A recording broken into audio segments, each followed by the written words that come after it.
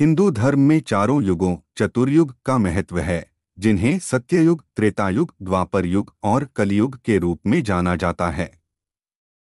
ये युग समय के चक्रीय पैटर्न को दर्शाते हैं और ब्रह्मा द्वारा सृष्टि के 4 कालखंडों के रूप में माने जाते हैं।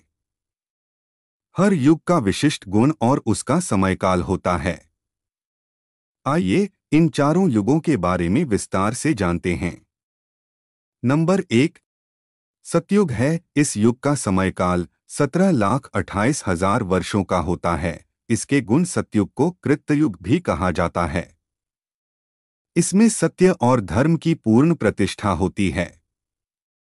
सभी लोग पुण्य, सत्य और धर्म के मार्ग पर चलते हैं। इस युग में न कोई पाप होता है, न कोई अज्ञान। सभी लोग आत्म साक्षात्कार में पूर्ण होते हैं और देवताओं के समान गुण होते हैं। इस युग की विशेषता, इस युग में त्रेतायुग, द्वापर युग और कलयुग के मुकाबले सबसे अधिक शांति, सुख और समृद्धि थी। इसमें कोई अपराध नहीं था और लोग संतुष्ट और संतुलित जीवन जीते थे।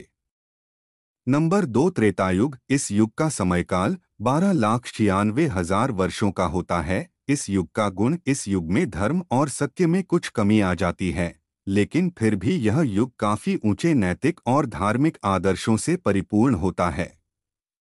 त्रेतायुग में राक्षसों का उदय होने लगता है और धर्म का पालन कुछ हद तक कमजोर होने लगता है। इस युग की विशेषता, इस युग में भगवान राम के अवतार के रूप में श्री राम का जन्म हुआ। त्रेतायुग में राजा धर्म का पालन करते हैं, लेकिन थोड़ी कठिनाई और संघर्ष की स्थिति उत्पन्न होती है। नंबर 3, द्वापर युग। इस युग का समयकाल 8,64,000 वर्षों का होता है। इसका गुण, द्वापर युग में सत्य और धर्म में और भी गिरावट आती है। इस युग में मनुष्य के व्यवहार में अधिक भ्रष्टाचार और पाप बढ़ जाता है। धर्म का पालन अब केवल कुछ हिस्सों में ही होता है और राक्षसों की शक्ति में वृद्धि होती है। इस युग की विशेषता, द्वापर युग में भगवान श्री कृष्ण का अवतार हुआ। यह युग महाभारत के युद्ध और कौरव पांडवों की कथा से जुड़ा है। द्वापर युग में भक्ति और साधना के माध्यम से धार्मिक कार्यों को पूरा करने की आवश्यकता थी। नंबर 4, कलियुग। इस युग का समयकाल 4,32,000 वर्षों का होता है। यह युग वर्तमान समय में चल रहा है और इसकी शुरुआत भगवान श्री कृष्ण के देह त्याग के बाद हुई थी। इस युग का गुण, कलियुग में धर्म की पूर्ण हानि होती है और सत्य, धर्म और नैतिकता में बहुत कमी आ जाती है। इस युग में मानवता में पतन, पाप, अत्याचार, संघर्ष और अपराध बढ़ जाते हैं। लोग अज्ञानता और मोह के जाल में फंसे होते हैं। इस युग की विशेषता, यह युग सबसे कठिन और अंधकारमय होता है। हालांकि कलियुग में भगवान की उपासना से मोक्ष प्राप्ति की विशेष संभावना है।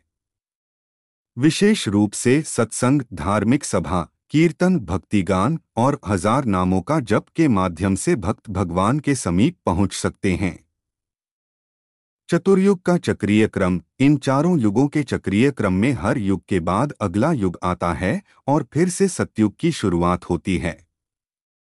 प्रत्येक युग के अंत में एक प्रलय होती है, जिसके बाद सृष्टि का पुनर्निर्माण होता है। सतयुग, पहले युग, जिसमें सबसे अधिक पुण्य और धार्मिकता थी। त्रेतायुग, इसके बाद दूसरा युग, जिसमें धर्म का एक हिस्सा खत्म हो गया। द्वापर युग, तीसरा युग, जिसमें पाप और अधर्म बढ़ने लगे। कलयुग, चौथा और अंतिम युग, जिसमें सबसे अधिक पाप और अधर्म है। हर युग की अवधि में अंतर है और समय के साथ साथ मानवता में बदलाव और विकास भी होता है। वर्तमान समय में हम कलियुग में हैं, जो कि सबसे कम शुभ और उन्नति का युग माना जाता है।